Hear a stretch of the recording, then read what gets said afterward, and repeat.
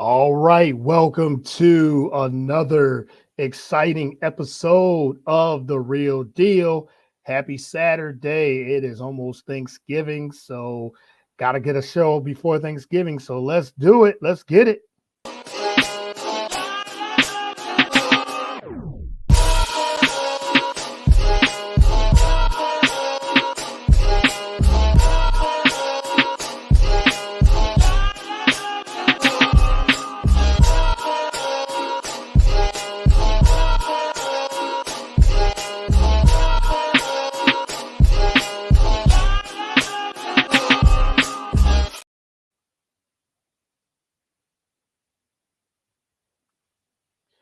All right, welcome to another episode of The Real Deal. Once again, happy Saturday. Glad to be back with a new episode. Very excited to for this episode. It's episode 132. Got a great guest. If you want to follow the show on all the social media platforms, you can do that. Following on BS3 Radio, BS3network.com. A lot of different ways you can follow the show. You can follow it again on BS3 Roku channel, BS3network.com. Follow me at Get the Real Deal. A lot of different ways to get the show. You can follow Spotify, Google Play, Apple Podcast, everywhere. So, but this this show today is called the Dissection of Sports, and you'll know why because of the person I have on the show. She's been on the show quite a couple times actually. She does a lot of great work, a lot of different things, and everything too. So I want to welcome to the show Miss Erin Mulligan of the Dissection of Sports. She does write. She's a blogger, writer, podcaster, YouTuber, and everything. Erin, welcome to the show. Really appreciate it. Hi, Courtney. Thank you. Thanks for having me. I'm Yeah, excited. absolutely. And I'm glad to get you back on the show. Like I said, it's been a little bit. I think the last time we did a show was, I think it was, might have been, I think I did the women in sports panel, and you were part of that. And we were just talking about the growth of women in sports and media and things like that. So I'm glad to get you back on. Really appreciate it. Thank you. Yeah. I think we talked like last winter-ish, and then Yeah, the panel in July. That was a lot of fun. But yeah, yeah. So much fun. But how have you been? During all that time, like I said, it's been almost a year since we did a podcast together, at least close to a year. So how has everything been? everything's been pretty good. Still looking for a full-time job. Um, Okay. and it's just difficult in this industry. But Yeah. other than that, I've been freelancing, freelance sports writing, and I've been selling the 50-50 tickets for the Jets, and that's been a lot of Okay. fun. Yeah, it's pretty cool. And then other than that, I've made appearances on Diamond Diehards, another podcast about baseball, and yeah, I've just been trying to add to my resume and everything. And then I just uh, started with JSN, Jersey Sporting News. So I'm Okay. going to be doing high school and college sports for them. So I'm excited. Yeah. I mean, you're doing a lot. You said doing some freelance, and you're right. It's a tough business to try to break in and just to get in and get your feet in the door. And it takes some of these type of things that you're doing. Um, Trying, like I said, freelance and other avenues just to find your niche, find your way to get in. Because, like I said, I've been doing this podcast for a while, just trying to get the podcast even more viewership and sponsorships and things like that. So I totally understand where you're coming from with that. Trying to make this, like I said, a uh, full time job, full time career. But you said you're an incredible writer, incredible do your YouTube things, and now you said JSN and everything. And I've always enjoyed, and you've done music, blogging, and like I said, podcasting. So it's only going to be a matter of time before you really really get to that career, what you really want to do. But you said JSN, I know a few people that's on that on the JSN brand Yeah. as well. So yeah, so just keep I'll just keep praying that you get to that point and get to that career achievement that you want to accomplish. Exactly. Thank you. Yeah, yeah, but I'm glad that you said you're doing some things with the Jets and Hmm. things like that. So, well, let's start with some of these topics. What I asked about. I want to start with the Carissa Thompson. I want to start there because that's been a uh, big topic Start here in off the good. last. Yes, couple of times, a couple of days of that. So, just in case of people that don't follow sports media like we do, Krista Thompson made some comments on a podcast, Pardon Your Take, and she was just very candid, very loose with her conversation there. Just kind of like it's a podcast, sitting back and doing that. So, what do you think of her comments? She basically was saying that when she was as a sideline reporter, she would make up and fabricate some reports when she wasn't getting anything from coaches or players. So she would actually kind of make it up and lie about it. And after she said that, now every sideline reporter, broadcaster, and everything really got on her about that for the integrity of sideline reporting and things like that. It's like so they take it very seriously, and they're like, look, you're kind of giving a bad rap to what sideline reporting really is when you're saying that, and we're trying to do this job at the best of our abilities. And now, as you said, in sports reporting and things like that, and journalism, that's where the integrity you're not having that much integrity. What's your take on this whole Carissa Thompson? She apologized the next day, but she got a lot of flack and heat for it. She did apologize. I would have worded the apology differently Yeah, because, uh, for first of all, I look at her and I see one of the most prominent voices and faces in football. Uh, yeah, Not just women, but people in football, because she's right on Thursday Night Football. She's got the deal with Fox. mm, And for her to sit at that Fox desk every week with that group of guys who are living legends in the NFL, also Hall of yeah, Famers, to be welcomed in by them is a huge deal. So she's very respected. And this is a huge problem. It's very uncomfortable to watch unfold, right? Like, mm, when I heard this, I was like, there has to be something more to it, because I want to give her the right, benefit of the doubt. I don't think she's a bad person. I don't think she should have been that candid. She said, as a journalist, she understands the importance of words. She let out too many words on that podcast. yeah, It was too much. And I know, like, especially with Barstool, they're very relaxed, casual podcasts, and they usually get the best content out of an environment like that. hmm And usually with celebrities, it's really enjoyable to listen to, because you find out stories that you never would have known, and they're enjoyable to listen to. But with that, she did not have to say that. She could have said, "Oh, yeah, it was really difficult sometimes with certain coaches to get uh, any quotes or anything." But to say that you would do your halftime report and lie, and then with the apology, I think she should have said specifically in the apology, "I never said Coach so and so said this." She should have right, she should have maybe been more specific, because if she is telling the truth in the apology and she's saying, "Oh, if I couldn't get a coach to talk to me, so I would go back and I would just say the obvious, that, oh, if they're down 7-0, they obviously want to improve in the second half. Or if right. they can't make anything happen on third downs, I'm going to say that's what they want to work on." Okay, it's just a little chaotic right now, and I think she should Mhm. clarify it further, because she is on both Fox and with the deal on Amazon Prime, and who wants to lose those jobs? Nobody. So Yeah. and then I saw every single reporter that I love bash her. Yeah. And I was like, oh my gosh, they're not even afraid that they're going to see her in person somewhere. You know Mhm. what I mean? Like, the most recent that I saw was Tracy Wolfson. I saw Catherine Tappan call her deplorable. Yeah. Um, who else was it? who am I?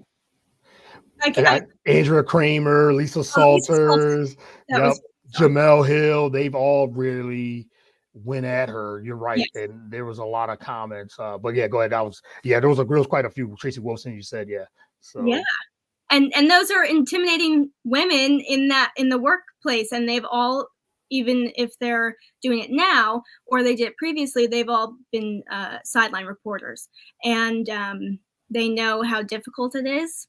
And obviously, sometimes you can't get a coach's quotes. You can't get anything from any coach, even. You can't get the head yeah, coach. You want the offensive coordinator. You can't even get him, or they literally don't want to talk to you because they're angry with how the team's doing. So I get that it's hard, but she just should not have said anything. And right now, I feel like I'm waiting for Erin Andrews to say something because she's the closest. And yeah. it's a really, really uncomfortable situation. What are they going to do going forward with their podcast? So successful, and how is Fox and Amazon going to handle this? It's a little uncomfortable.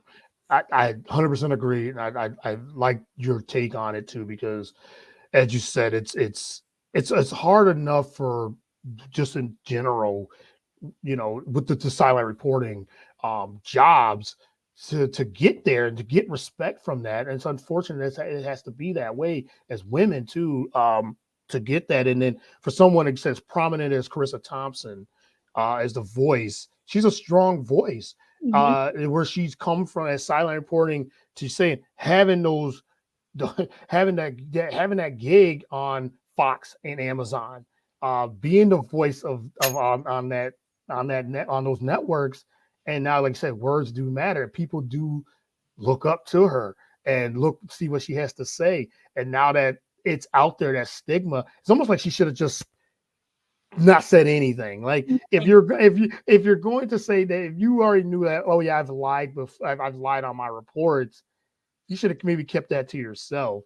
And Right. not, and I get it. Like you say, when you're on a podcast and you might, especially if it's just a relaxing podcast, I try to make this a relaxing podcast. So, and, we're just having a conversation, and, you might say some things. We've all said things that we're not happy about, not excited about, but when the cameras are on and you're live streaming or whatever it is, and you start saying things, they're like, "Uh-oh, what did I just say?" She Mhm. probably thought at the time, she said it before. She said she's said this before. It's just now she got more in depth of what she's, I guess her and Aaron Andrews on their podcast has said that they've done that before, but I guess it was more of just, okay, yeah, I've lied on some reports before, but it was not a big deal. Now that she's elaborated even more, it got to everybody, and now it just makes, like I said, it's already hard to get trust be trusted by coaches and athletes when you're in part of media. It's going to make it even harder now that that who else is actually doing that. I don't like I said, that's just journalism 101. I've taken journalism class, and they always said this, the integrity. It's like you're supposed to be as truthful as possible because you want to be that trusted source Mhm. when you're making your reports. Especially in sports, because Yeah. the athletes have such a hold on, sorry. I have to take my earring out. I don't know if you heard that, but my other earring fell out. I don't want to look like a weirdo. But yeah, the athletes have a hard time trusting reporters because time and time again we have seen how reporters, just fabricate a lot. And I mean, look at Aaron Rodgers and Adam Schefter. That is not a reporter relationship that you would want. Right. I think it's humorous to watch, and I think it's a little humorous on Schefter's side of things. But I mean, Rogers is being serious when he says, "Lose my number and don't try to text me again," Right. um, Yeah. because of the trust. And so many people in their lives, in general, off the field, want things from them as well. So I mean, I just saw. I think it was Tommy DeVito last week. He was like, "Oh, I got 50 texts from people I haven't spoken to in a while for tickets. I don't have tickets for you." So it's all about trust. And so if you're a Yeah. reporter who can get that trust, who can make them feel safe, which I think Erin Andrews is really great at, um, Yeah. and you just need to hold that very, very close to you. And I just don't. I didn't watch the clip yet on the podcast, but I don't think that was a question where they were like, "Have you ever lied?" Yes, right, right. I mean, you can talk about that and be like, "Oh yeah, because early on in my career it was so hard, and I could never get a coach to talk to me." I just don't understand how she got to that, and if she thought it was going to be funny, then it went too far. And Mhm. I do wonder if there are other reporters who have done that, because I get it. You panic on the sideline. You're like, "Oh my gosh, I've been given this job. I've been trusted by whatever network or team to cover this, and Yeah. I failed and I didn't get a reporter." I also saw reporters I don't know if it was Lisa Salters or it was somebody else. I was reading a bunch of different comments where they said you don't have to file a halftime report. I don't know if that's true, but if that's so, maybe she should have gone for that. But also, that looks Yeah. bad too. Yeah. It's like, oh, I can't not file a halftime report every single game. So it's just a messy situation. A lot is going on in the world, so I hope that this is. I don't want to see someone fail, but I do think it should be looked into. Maybe, I don't know. I think it should be a wake up call to young reporters and all reporters around the league and every. Yeah. Right. No, that's a good point too, because I was looking at Laura Oakman. That's Mhm. another one that really, I mean, very respected and has been Oh doing yeah. being the sideline, been a sideline, been reporting sideline reporter for 20 plus years, over 20 plus years. And I was reading a tweet. I was going through, like, I was like you, when I saw that, I saw I said, just like, you go through Twitter or X, I still call it Twitter, I know. and you go through and it's like, oh, Chris Thompson is trending. It's like, okay, why? Like I what? thought maybe just because of the Amazon, the game was on, Exactly. the Bengals game, the Bengals and Ravens were on, but then it was like, oh, she's she's getting shots fired at her. I was like, okay, what did she say or what did she do? And then read it, and Laura Oakman was saying the privilege of a silent report or silent role is being the one person in the entire world who has the opportunity to ask questions, ask coaches what's happening in that moment. I can't express the amount of time it takes to build that trust. Devastated with the text I'm getting asking if this okay. This is not okay. Never. And she said, we're using this opportunity to teach young reporters. There's coaches who don't give anything, even apologize early in the week for it. You gather information in those conversations and take with you.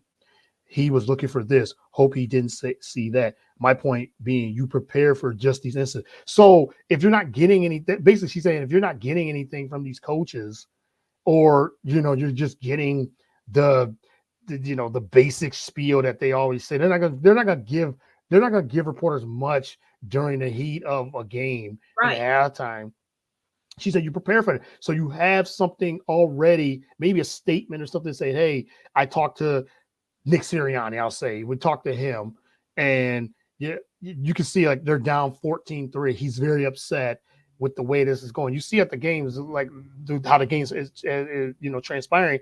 It's like, okay, Jalen Hurts is not having a good game. You could just say something like that. You have 10 to 30 seconds to make a report, not Exactly. lie something about it, but I guess that sometimes separates some reporters of how they handle it. But Krista Thompson was a really good reporter. Is a very good reporter. She does very well as a host as Mhm. well. I'm a fan. I've been a fan of hers. Me It's too. just now, as you said, there's so much going on in this world, but that to me was just, as it said, that some of those other her colleagues and things are, like I said, they're going to have to face her face to face, Mhm. and they, maybe it's a teaching moment too. Maybe it's something, a teaching Yeah. moment that they could lift her up, because like you said, she works with Fox. She works with Laura Oakman. She works with Yeah. Pam Oliver. Some of the ones that have been in the game for a long, long time. So it could be a teaching moment too. Right. And I mean, Erin Andrews is with Fox down on the sideline, And so Rangers, he yeah. had to be contact with her too. Who I don't see her, abandoning her at all. No, I don't think Um, so either. but with the Laura Oakman stuff, I understand, because she is. I've been to a galvanized remote Galvanized, yes, you have, yes. camp, and she's probably worried that us young girls are going to think that it's This is okay, or to okay. maybe use that as a crutch. And she's probably worried about that in that aspect as well, because she's so focused on the next generation of reporters. And so for us to see that, it can be a little confusing, because it's like, oh, okay, well, maybe I don't have to be so nervous on the sideline if someone won't talk to me, and I can just fabricate it. But you're right, when you can say, and that doesn't look as good either, because you probably have the network in your ear saying, oh, you need to get him, you need to get him. Yeah. And if you don't, and you go on TV and you're like, oh, I couldn't speak to so and so, but it appears that they want to improve on this. It's like, that's probably the best way to go, even if it doesn't feel the best to you as you're reporting, but it's not lying. And so you're probably going to get in more trouble if you do fabricate. Right, exactly. I agree. And like you said, yeah, you have like you've been at the Galvanize at Laura Open, and you have some that insider of being part of what she represents with Galvanize. And for those that don't know, Galvanize, as he says, like a camp with young reporters, young female reporters, that just goes through and it just teaching, it's getting prepared for the next level. But it's a very I love the program. I've had Me so too. many people talk about it. I got to get Laura on the show too. I want to definitely That'd be get on. great. We follow each other on Twitter, so I'm gonna reach out. Oh, wait. Yeah, so because I shot her out before, because I've had quite a few people. I had Casey Stanahar the other day on the show, Okay. and we weren't talking about this. She had heard about it, and I didn't hear about it till that evening or after our podcast. So I Mhm. just kind of reached out to her and thought, like, would you feel about these comments of what Chris Thompson said? And she sent me a message about it and saying that, it's not okay. And she shadowed Laura Oakman last month 2 months ago at a game, and she talked about that, how much that was so great to do that, and Wow. to be there with her and getting all that information and soaking it in. And Laura was just giving her all this game and everything of how to approach things. And then this comes out with Carissa. It's like, as you said, it's I know Laura wants to probably hammer down on for young reporters that this is not okay, and this is a teaching way of not how to handle these certain how to handle things like this. You don't lie, because it's all about trust, and you want to be respected as a side reporter to give the best information, the most trustful information. Right. So, yeah. All right. Well, I knew we were going to go a little with this one, because I had to ask you this, because as you said, you're an aspiring reporter and writer and all that. So I wanted to get your take on it. I wanted to, your respected take on it too. So it was good. It was good. It was great. So let's talk about the NFL, since we've been hitting on the NFL. I know you're a Giants fan, and having a very, very bad year. I didn't even want to bring that up. As your as a good friend of yours, I wanted to bring it up as a Giants fan. What do you think how this season has turned into? Now we got injuries and just a bad start, and the Saquon Barkley aspect of it. Even though he's become a really good leader.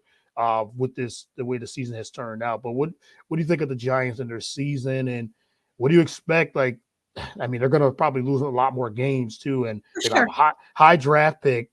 And do they go quarterback? I mean, Daniel Jones is going to be out for a while with the torn ACL. But what's your take on the Giants' season and how it has turned out? I always use this metaphor or reference, but they literally look like garbage on the side of a street in Manhattan in the middle of July. It's horrible. It's I like it's almost like they wanted to tease us last year with the playoff run, which was very, very slim. That was a lot of luck last year, but it gave us hope, and it showed the proper process, really, of a rebuilding team, and in that rebuilding phase. So that's what we all thought was going to happen, and then it's pretty good training camp, and then we got Waller, and that was exciting. and then preseason, and I was just confused. Now you have to be like, okay, well, these are not the starters and whatever, but these are the guys who are going to be backing up the starters if injuries take place. Okay, so then you go and through the season, and it's just horrible. It's horrible. I mean, no, never in my life have I said that the Jets are better than the Giants. Right. Yeah. Yeah. I'm dumbfounded. I am so heartbroken for Daniel Jones, honestly, because this was his proving season basically, and for Saquon too. Right. And I talked about this a little bit on Dissection, because I said, we watched Aaron Judge on the Yankees 2 seasons ago now. That was his season to prove to the Yankees that Mm, he bet on himself, and he right. said, no, keep me and give me this huge contract, because I'm gonna prove to you that I deserve that, and also it's gonna benefit you. So now this season for Saquon and Daniel was going to be the same as Judge. And listen, Saquon is working so hard, and I feel He terrible. is. And at first, I wasn't sure if he deserved the contract he was asking for, just because I don't know.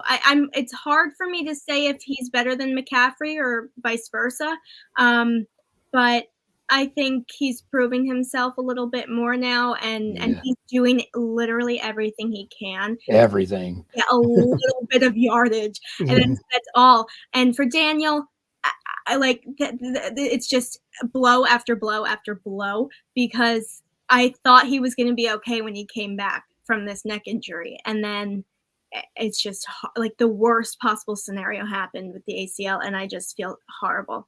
And I'm excited. Well, now I feel bad for Tyrod Taylor as well. Yeah. It's like, oh God. I actually thought Tommy DeVito had a better preseason than he did. But then he came out, and I thought he was outstanding. I thought he really stepped up to the plate, and he did well. And he also showed, even though he got injured, he showed that he can still play very well at a high level. Yeah. Because I felt terrible for him. I was a fan of him when he was with the Chargers. And what happened there was beyond anybody's imagination. Hmm. What he went through, and then to come here and be a backup, it's kind of disappointing for him. But then when he went in, I was really happy for how he did.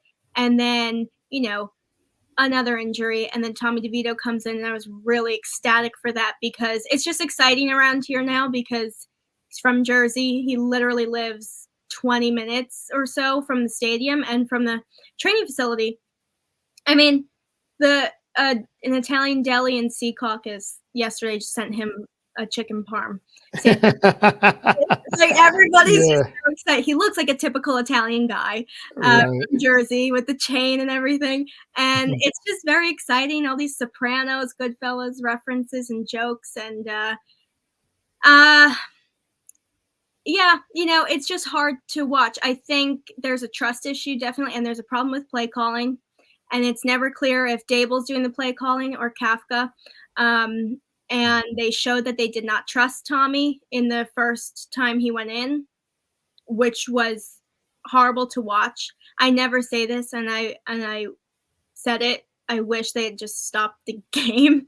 I don't know if that's legal. Probably not. But it was stupid. It was like they told him not to pass, but the one time he did pass, it was dropped. I think it was to Bellinger, and he should have caught it. So it made Tommy look bad, but it wasn't his fault. And then they were basically like, no matter what, just give it to Saquon. Even in a pass, he had one other pass, and it was to Saquon, and then nothing happened. But it was just handoff, run it, and it was so terrible. Hopefully tomorrow something happens that's better. I don't know.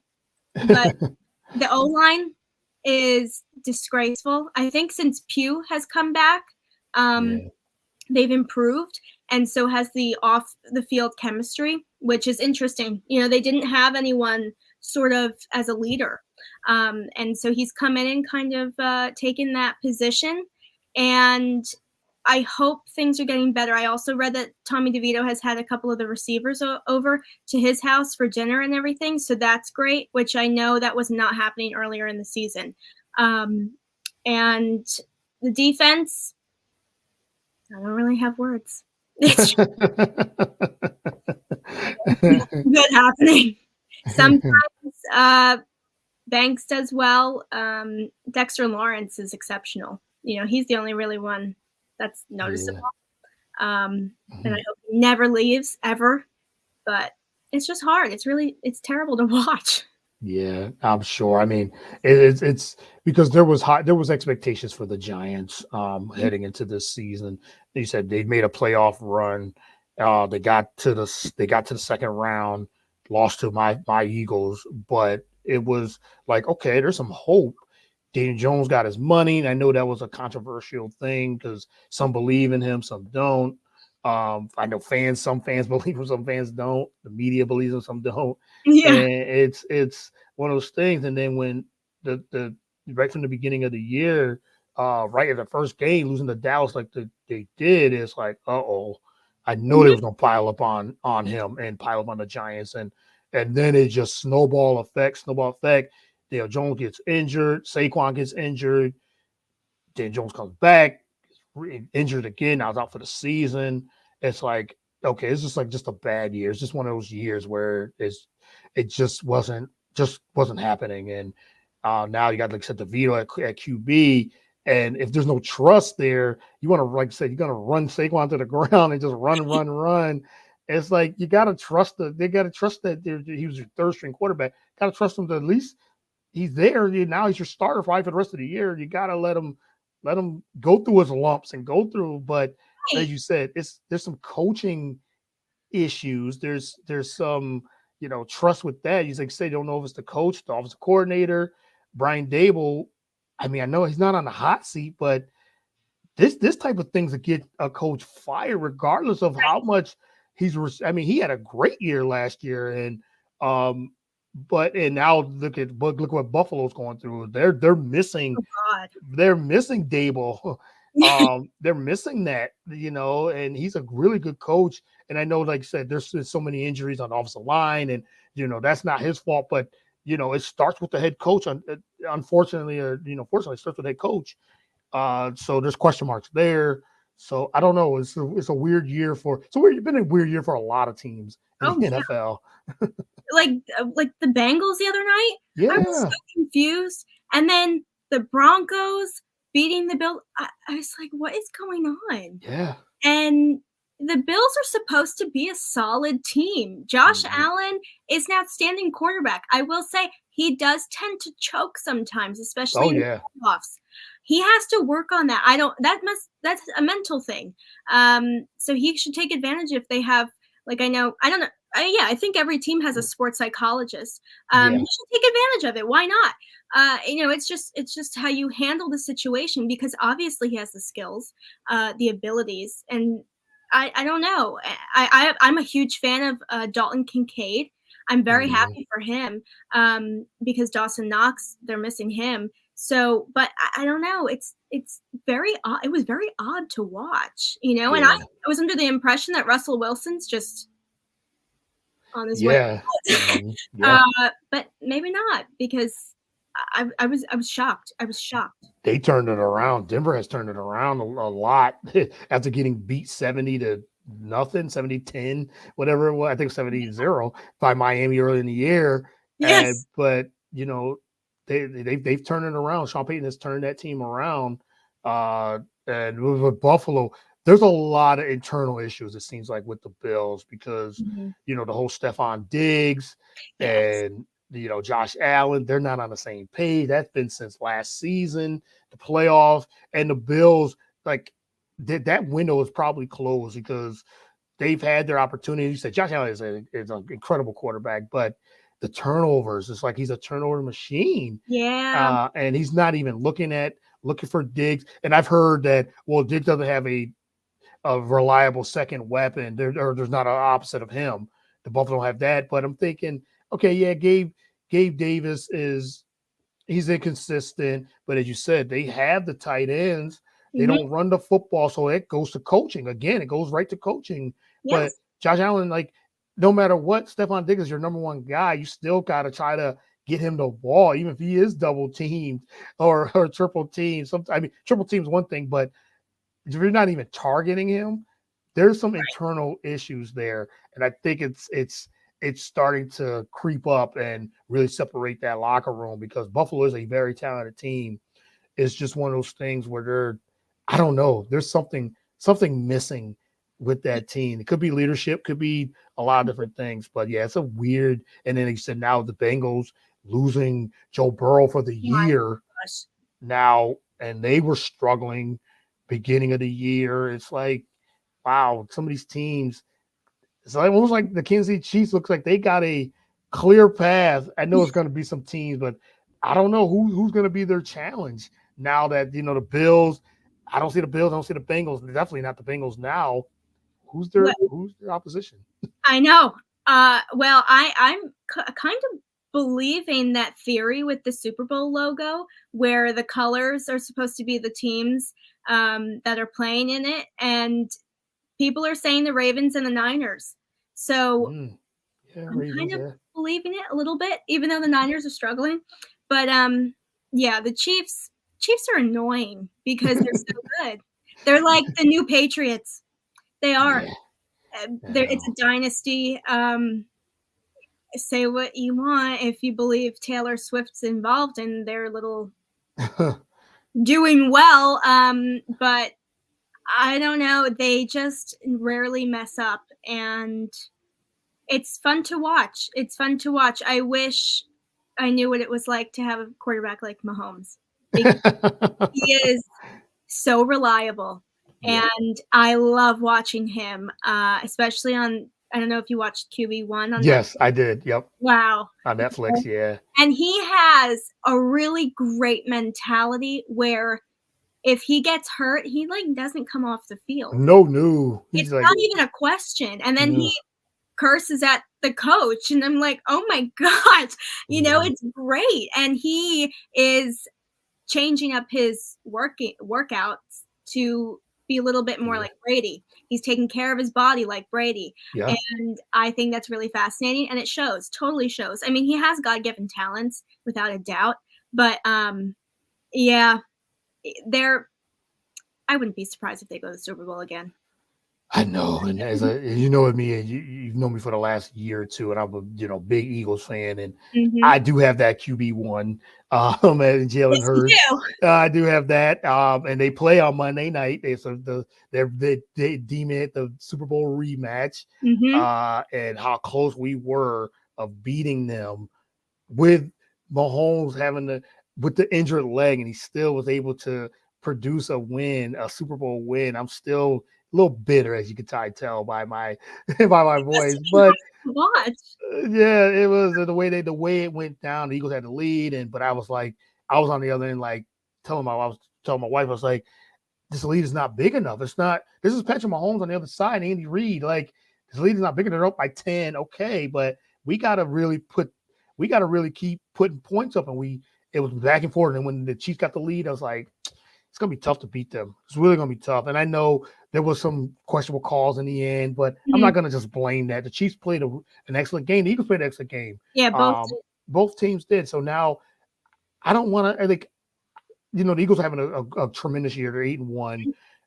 But now their schedule gets a little harder now. It starts to. This is the gauntlet now of they got the Chiefs, they got the Bills, they have the 49ers, they have I know they got Seattle coming up. They got Dallas again. So, and then they got Arizona. They got the Giants twice. I think that's the rest of the schedule. So it's going to be a gauntlet, and this is going to really show, okay, are the Eagles as good as they were last year now down the stretch? I think they can be. Yeah. And, but seeing Mahomes, seeing Kansas City, and now with the Bills not playing well, as we said, Jets, they're a under 500 team. They were supposed to be contenders. The Bengals now losing Joe Burrow. You said Baltimore, maybe Jacksonville, but then they just laid an egg last week. So I don't know. I don't see any team really giving Kansas City and the AFC a run, but it could be Baltimore. Definitely could be. the Could way be, they are. Yeah. but they're. I mean, they had an injury scare with Lamar, and Yeah. that was Yeah. big. Yeah. And losing Mark Andrews too now for the year with the ankle. They have the nasty injury. And Mhm. now it's like he loses his most trusted weapon in Mark Andrews. And then OBJ in and out of the lineup. And then he got banged up in that same game. That was a weird game. There was a lot of injuries in that game. It was a lot. It Yeah. was very strange. But OBJ's always hurt. I'm sorry. He just is. Yeah. I didn't understand why it was such a big deal when he was a free agent. I was like, why are you Yeah. making such a big deal out of it? He gets hurt. And Yeah. he made that one catch with the Giants, and people are like, "Oh my gosh, he's so good." I think he's an outstanding athlete. I'm just saying he's inconsistent in football. Maybe he should try track or something. I don't know. That's it. He had Yeah. a great career with the Giants, and then he left. And so, but whatever. He seems like Yes. Yeah, yeah. Right. So yeah, the AFC, I think the NFC's wide open. I think it's, Philly and, San Francisco, Dallas, Detroit. They've been very impressive. And they're starting to watching. really get it. Yeah, they got a lot of talent and their defense is starting to really get rolling too. And I was just saying that. I said, of all the teams that the Eagles fan, I think Detroit scares me the most. I know 49ers, of course, but Dallas is an NFC East rival. But I think I don't really want to see Detroit because of the weapons, because of the talent they Mhm. have. They're able to put up points. So I think their team to really, they got the running game. They got the receivers, and they said their defense is starting to really get going. And I love their coach. So it's like that's the one team I'm really scared of besides probably the 49ers is Detroit. Yeah, it makes sense. I mean, Dan Campbell, Yeah. he's great. Yeah. He's great, and it's not just his coaching, it's the way he connects with the players, and Yes. he sort Mhm. of just makes them feel like he understands. I mean, he does.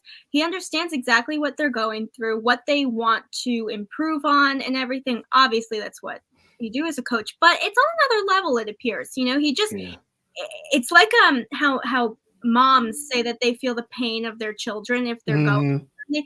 he appears to be that way with his players. Yeah. We've seen him cry multiple times Right. on TV, and he just believes in them so much. When you have that leadership from up on top by the head coach, oh my gosh, everybody's going to succeed and everybody's going to it's a culture where they just want to win and they want to improve their team. Yep. They're not going to the Super Bowl this year and they know that, but that doesn't mean that they're not in a few years. Right. It's the stepping stones that he has really put down. And yeah, I mean, he's awesome. Yeah. Yeah. It's been like I said, it's been a very up and down year for the NFL. I know that it started out, very strange with Aaron Rodgers going down Oh my with gosh, all I the was there. hype. Yeah, yes. Talk about that. I remember you were Holy saying cow. that. I remember we were talking about that. I saw you were there. It Mhm. was 9/11, Yep. and it was the atmosphere, just seeing it on TV, it looked tremendous. Like the atmosphere looked crazy and the hype. They're coming off of Hard Knocks, and this was Aaron Rodgers. It was New York or New Jersey, I should say, New Jersey, and but they're playing the Bills. They're playing, their arch nemesis, rival. Mhm. But how was that you being there, and just that atmosphere, just seeing it, and then it just deflated. You just heard like the silence Yeah. of when he went down. When I saw him go down, I was like, uh-oh. I didn't know if that was an Achilles, it was going to be an ACL. I just knew it was something serious because you could just tell the disbelief in all the preparation and all that, and then boom, just a blink of an eye, just over. But how was that just being there in the atmosphere of that and being at MetLife for that game and then just deflated? I just felt bad for Jets fans. Yeah. Um, it was outrageous. It was Mhm. awesome. In the parking lot, I mean, the tailgates were out of this world, and everybody was like you felt hope everywhere, and everyone was so excited. And Yeah, it was on 9/11. So I came in contact with a lot of either former police officers and firefighters or first responders who were there on 9/11, and there were soldiers, and it was very much of a moving environment. It was very, you just felt very united with everybody. And when the lights went down and everyone just ran where I was stationed for the 50/50, there's an entrance to, it's like an open entrance sort of to the stands, and Okay. from there you can see both jumbotrons, and then to the right is usually where they put um soldiers, if they like, they have very often a soldier perform the national anthem, and the color guard as well. So they all stand right there. So I was right there. So everyone just rushed over, and the lights went down. And Mhm. then the Jets have been handing out bracelets that light up, uh, like a Taylor Swift concert, how she has it Hmm. programmed to what colors that go off and which sections go off. So Yeah. it was awesome. So it was black and then green lights everywhere. And then Mm. there was this, very big hype video that they filmed down in Wildwood, at the an aviation center down in Wildwood, and it was awesome. And then they ran out with the flags, and Rogers was last, and it was outrageous. And it was really like, I'm so glad I can say that I was there, even though he Yeah. got hurt, because people, I mean, I physically felt shaking in the stadium. Mm. And I have never experienced something like that. I've been to One Direction concert, Taylor Swift concert, Bon Jovi at MetLife. Never. I, Never felt that. Yeah. People Wow. were rocking, and yeah, it fell silent when he went down. And I've heard um people, different athletes who have torn their ACLs, um, they knew that it was that because either they saw the pop in his calf when they replayed it, or because of the way he stood up and then went back down. And for Rogers, he doesn't typically give up that easily, but Yeah. he knew he just couldn't. Couldn't move. Yeah. He couldn't move. Yeah, Couldn't right, get up. Yeah. right. And, It's almost, it felt to me like when Kevin Durant, when he went down the first time when he was in, I think when he was on the Warriors, mhm, and when he came back, actually, when he came back off the ACL and he played in a playoff game, and I saw like, I don't know what it was. It was something, it was like a muscle kind of move when he tore his Achilles, mhm, and it was almost like he went down immediately, and I was like, oh no, that's not good. And then, growing up watching sports, both of us, we've seen injuries. You could tell when there's a devastating injury, when it's mhm. really a devastating. I've seen injuries from back in the day when you could just see things. It's like us, they pan the camera off of it quickly, but Yeah, like just you're Joe seeing it Theismann. live. Yeah, broken bones, or torn, you said torn ACL and things like that, torn Achilles. It's like, oh my goodness. Like I remember Dan Marino, this was, I think it was a playoff game. He was running on turf, and his foot got kind of like twisted, and it just, you could tell like when he twisted, he went down, and like I said, he's one of those guys like, he's gonna try to get up and will his way to it, Right. but he went back down and just looked at his foot and just pointing, telling the medical staff, hurry up, because it was a torn Achilles. And I was like, you saw his foot just get caught up in the turf and just twisted up. I was like, so once Aaron Rodgers went down, I was like, okay, this is not good. You don't expect the worst, but it's just one of those things like, it's like, oh my goodness. And then, like you said, that just the Jets ended up winning the game. They rallied, they won the Mhm. game in dramatic fashion on a punt return in overtime By a rookie. by a rookie. Yes. And though the atmosphere jumped up even more, because the game was going back and forth. It wasn't the prettiest game. I mean, the Jets Right. lately, I still don't know how the Eagles lost to them, but that's another story. But it's like, how like the season, how they got such a great defense, but it's just their offense cannot get going. It's No. just they just can't, they can't produce them enough points. Like they had the game against the Giants where it was just 20 something punts. Mhm. One of the most ugliest games we could ever see. Yep. And the Jets have been part of those. They've been part of those games. It's like, but they found ways to win games too. So games that they shouldn't have probably won, like against the Eagles, Jalen Hurts those 3 interceptions against that defense. And I said the Eagles are going to lose this game because they just giving the game away, and they did. Mm-hmm.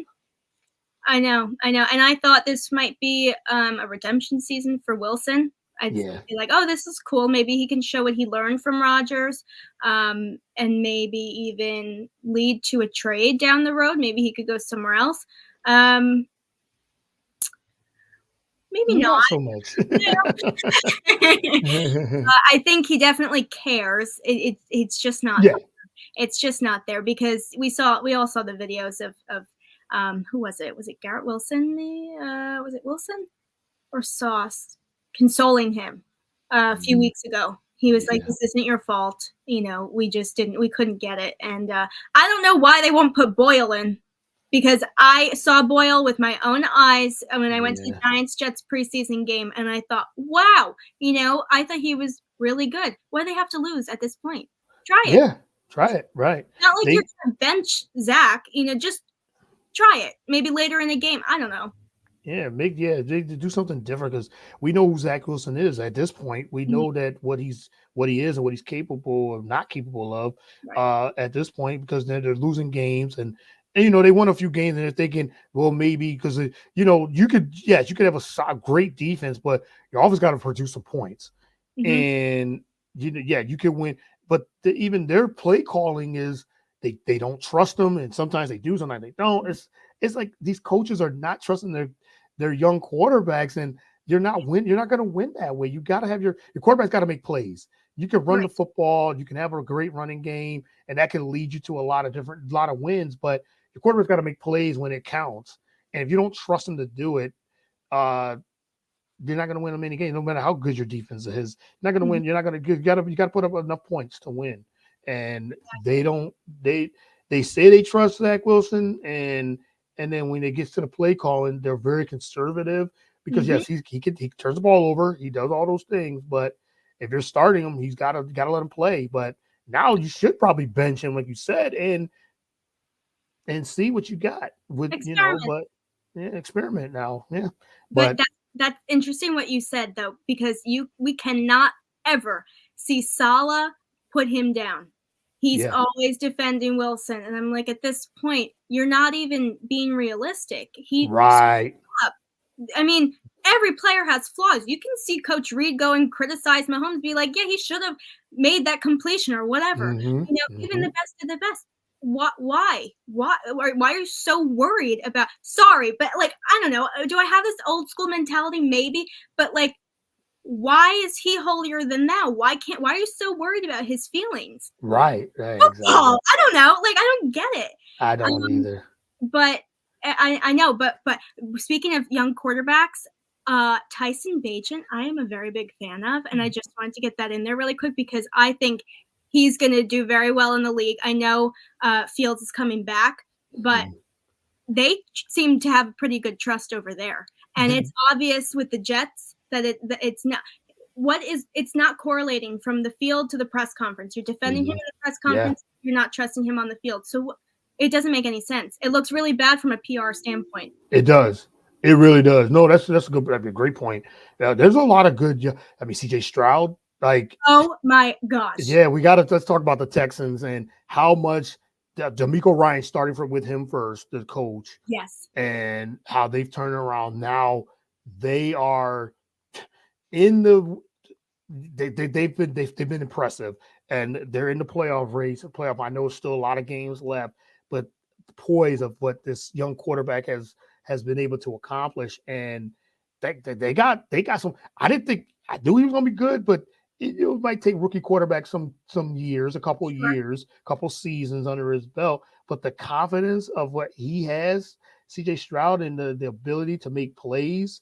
The way he can, and now he's in the MVP conversation. Is not, out of the question. I know some people are like, well, he's a rookie. They're only 5-4. No, he's got this team winning, and if they make the playoffs, I can see him winning. I mean, he's put up numbers too.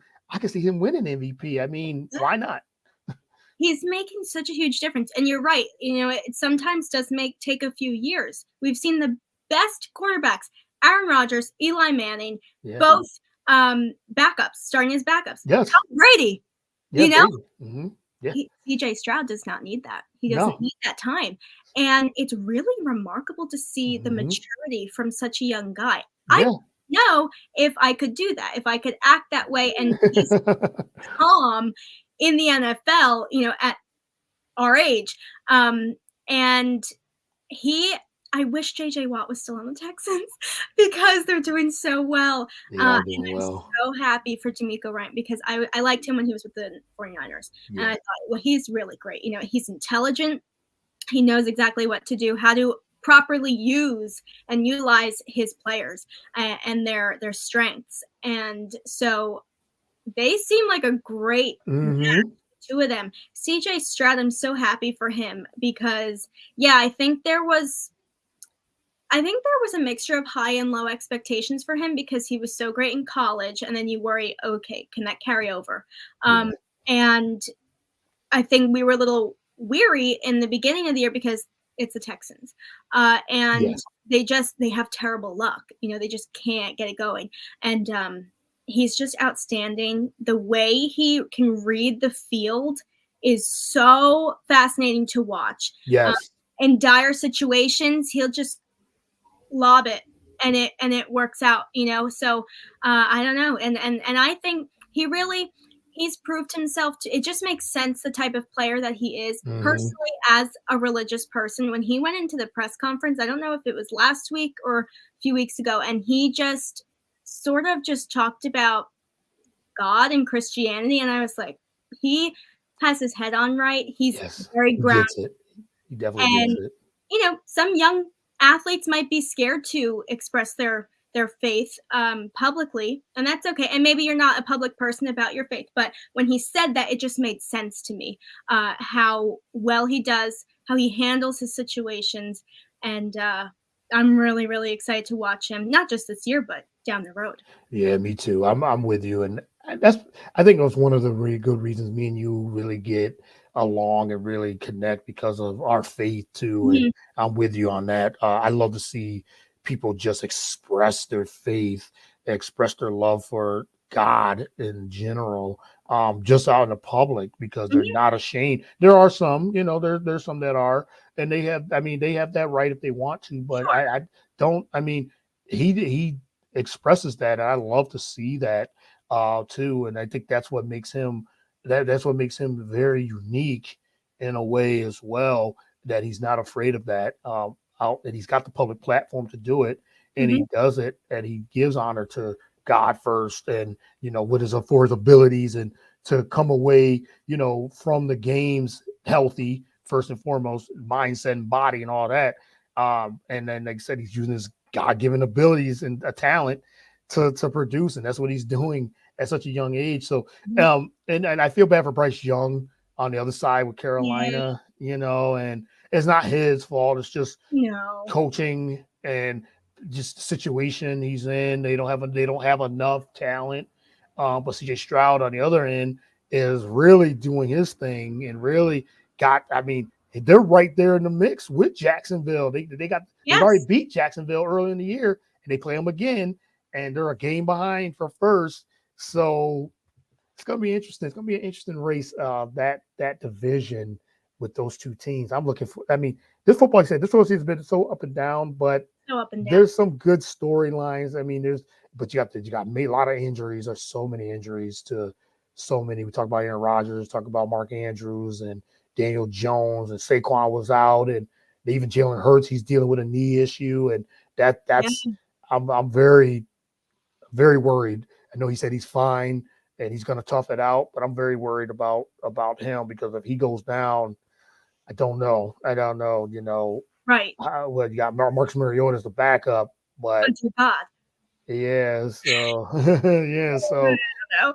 I don't know. Yeah, so there's so many. The Joe Burrow, like there's so many like injuries with this season. I know it's every year, but um, let's see what happens the rest of the season, the rest of the Yeah. year. I mean, But in regards to those, with the exception of Burrow and maybe a few others, I think there should be a very, very serious conversation. This might be a little controversial, but there should be a very serious conversation about turf, because how many non-contact injuries have we seen? It's you can't even count. You should be able to count it on one hand, and you Yes. can't. And I just feel very passionate about this because it's going all the way down to peewees. Little boys should not be suffering such traumatic injuries that we are seeing reported in statistics, non-contact. And it just doesn't make sense. So if you think that it's okay for little boys to be, that's going to ruin their bodies. They're not even going to, like, how are they going to be by high school? You know what I mean? So if the NFL is so worried about keeping their turf, it makes no sense. I mean, the NFL, I could go on about the NFL. No, we could. I know, like you said, there's so, and I'm with you. Like, we could have a conversation just on that alone. Yeah. NFL and turf and injuries and concussions. Yes, all those things. I mean, that could be it. That might be a good idea. We might do that after the season. Good. Yeah, we might do that after the maybe Super Bowl. Well, I'll do it after Super Bowl week, and we'll see how that. Yeah, okay. Put that on your calendar. We might have to do something with NFL, and we talk about NFL, the injuries and the turf and what the cause of injuries and concussions, and really dive into it. I'm going to definitely, that's a good idea. Great topics to do, because I know we got some opinion.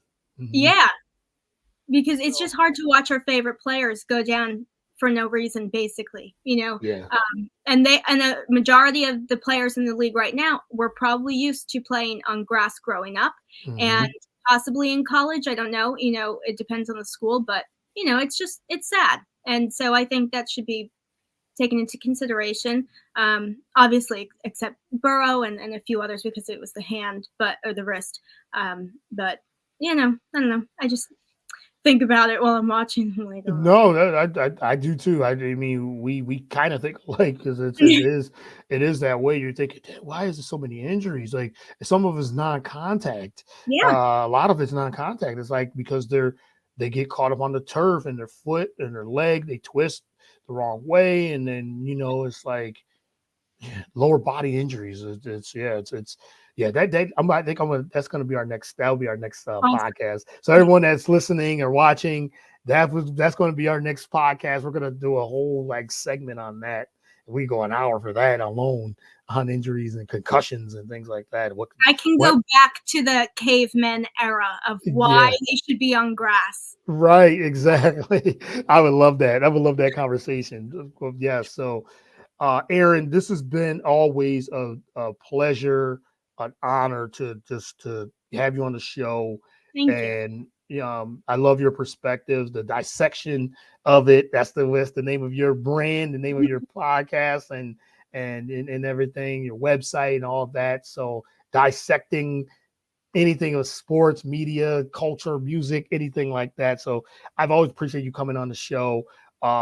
What's next for Erin Mulligan in your eyes, and within the next year, if you can forecast, what is next for you? And talk a little bit about dissection of Erin Mulligan, and where you want to take that within the next year, and where people can follow you on social media. Well, I swear to God, I'm going to lose my mind if I don't get a full-time job in the industry this coming year. But so that's my number one goal. Keep working. Keep doing what you're doing. Yes. Don't give up. But definitely growing the dissection. I have a video coming out today. I was having laptop problems yesterday.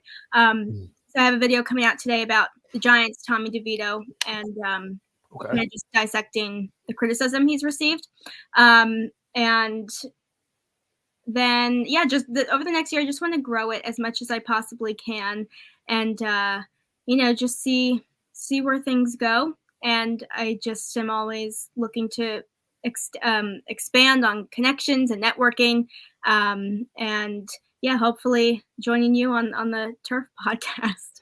Yes, of course. You got an open invitation here. So I know when I ask you, you're we just always just find the time, and I'm glad for that connection. And I'm with you, expanding the brand, expanding my podcast as well. We're trying to get, our network is trying to get Super Bowl access this Wow. year for media, Radio Row. So I've already got my tickets to Wow. go. I got my tickets already. Me and my wife are going to Vegas anyway, so we already got our tickets for Oh my that gosh, week. that's perfect. Yeah, we're not going. We're not actually not going to Super Bowl Mhm. game, but we're going for the week. The week of, I think Awesome. Monday through Friday. So the network, they were there last year. Mhm. A couple people were there. They couldn't get Radio Row access, but they were able to get a little bit of, because they got fan experience. They got all the things at Right. Super Bowl. So, and you can make contact. I mean, you can get a lot of different contacts, and just being there, being in Yeah. wherever the Super. I told my wife, I said, "Hey, I got a phone. I'm trying to get a new camera. Um, I'll just see people on the street or Right. whatever. You might run into someone, media, just walking, and maybe get some. I'll do my own if we don't get, but they did put in for credentials, so hopefully we can try to get in. Even if we don't get a booth, try to get in. So that's one of the stepping stones of trying to do that. So, but if you have It's an opportunity to get to Vegas, I would love to meet you if you do. If you do, I Thank know you. it can get expensive. Yeah, a Let's little just, bit. yeah, Super Bowl week. But we were blessed and able to save up. And all right, she's been pushing me. I always call her my manager. She's been pushing me and say, "Hey, this opportunity. Let's go to Vegas." And even if the network doesn't get a chance to go, you can have access. Like I said, you have a cell phone. We can just take video Right. and reels and do that. So I'm very, very excited for that next step, because like I said, got to get out there and do those things. So Yeah. That's gonna be so cool. yeah, thanks. I appreciate that. I really do appreciate that. So you probably see a bunch of videos on my Instagram Oh, when we're there, just to connect. I want to go for the connection right. more than anything. But I'm looking forward to see what you got coming up this next year. Thank I'll definitely I'll pray for, for what you're looking for, and full time job in the media, in sports, writing, whatever it takes. And like I said, you got the JSN gig now, and you. you have you work with the Jets doing things like that, and content creation. So I'll be I'm doing stuff with Sydney too with the collaborative, so still yes. Shout out to the collaborative and yeah, Sydney as well. Of course, I got to get her back on the show too. But yeah, but again, I appreciate you, and like I said, many blessings. Happy holidays, happy Thanksgiving. Can't yeah, believe it's happy coming holidays. up so fast. I know. Thanksgiving next week, and looking forward to that family time and for Christmas and holidays. So again, to you and the family, happy holidays, and looking forward to what's next for you. And we'll be talking very, very soon. Thank you to you too. Happy Thanksgiving. Yeah, happy Thanksgiving to you too. Have a good one, and stay blessed, everyone. Follow the shows. Follow Erin on all social media, and the Dissection of Erin Mulligan as well. Follow, like, subscribe, all those things. Until next time, to everyone, stay safe and God bless.